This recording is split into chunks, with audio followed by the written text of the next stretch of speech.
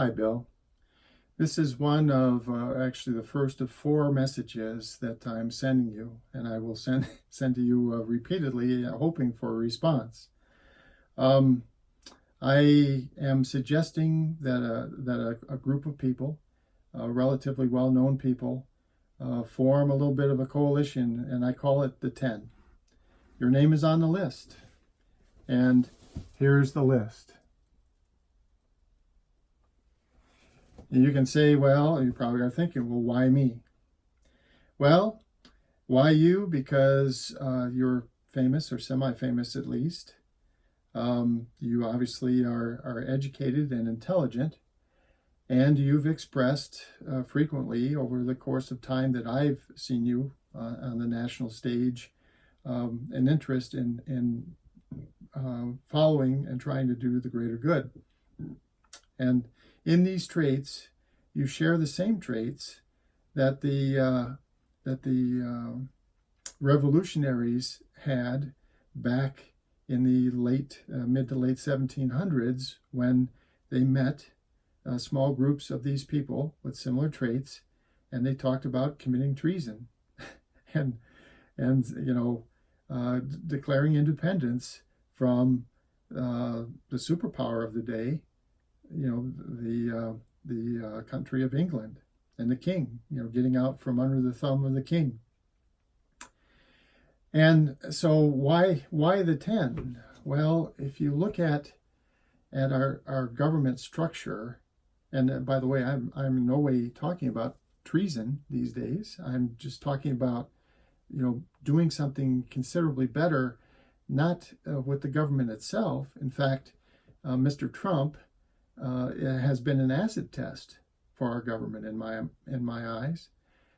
So there's the structure, and we inserted probably one of the worst individuals that we could find. There's almost 8 billion people on the planet, and we probably got a 99.99999% bad guy out of that population to be president of the United States.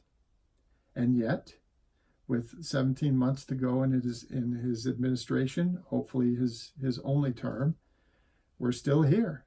And yeah, things aren't, generally, I think you would say, things aren't as good as they used to be.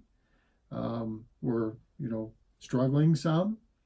But for the most part, government has continued to function.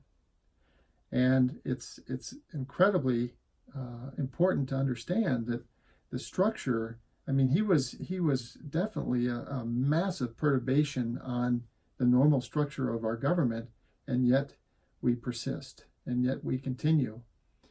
And so it's not the government itself, it's not the structure. The structure seems to be quite robust. The problem is not the structure. The problem is Trump and other delegates, representatives, whatever you want to call them, that we are inserting into that structure. They're the ones that are failing us. It's the system by which we identify and elect candidates to fit into that structure that is failing us. It's the candidates themselves and how we're getting them and putting them into the office that is preventing us from being so much better, from doing so much more. So the 10, you people, the 10, I'm offering can have the influence, just like those revolutionaries before the Revolutionary War. You can have the influence to try to move us from where we are now, with the political party system that we have and all the hate and discontent associated with it, and the people, the candidates who would be king, that keep coming up through that system and polluting what is quite a strong structure. So how do we move from here to another place where we identify candidates that are intelligent and honorable and reasoned and reasonable, and just want to seek to serve? Okay, so right now there's a chasm, just like back before the Revolutionary War. There was a chasm between being underneath the King of England and being free and governing ourselves. How do you get from point A to point B? And so back in January, to bring to try to bring some attention to this, I'm just a guy. I'm a guy in Hudson, Wisconsin. I'm just a guy. But this seems absolutely clear to me that this is the issue. So how do you bring attention to it? How do you get people to try to open their minds to try to do something? Well, I decided, okay, I will offer to serve as President of the United States. Now, I don't care, honestly. Someone else can be President of the United States. But I would offer to say that I am, a person that is representative of the new, of the future, and not a representative of the current or the past. And, trying to cross over the chasm, how do we do that? So my question to you, Bill Maher, is how do we do this? How do we cross the chasm? And I think we can. I think with the influence of the 10, I think we can build a movement, just like the Revolutionary War, to have a significant consequence that's where we basically change things for the better, not just for days, weeks, or months, but for decades and centuries to come. Now, you may be asking yourself, well, who are you?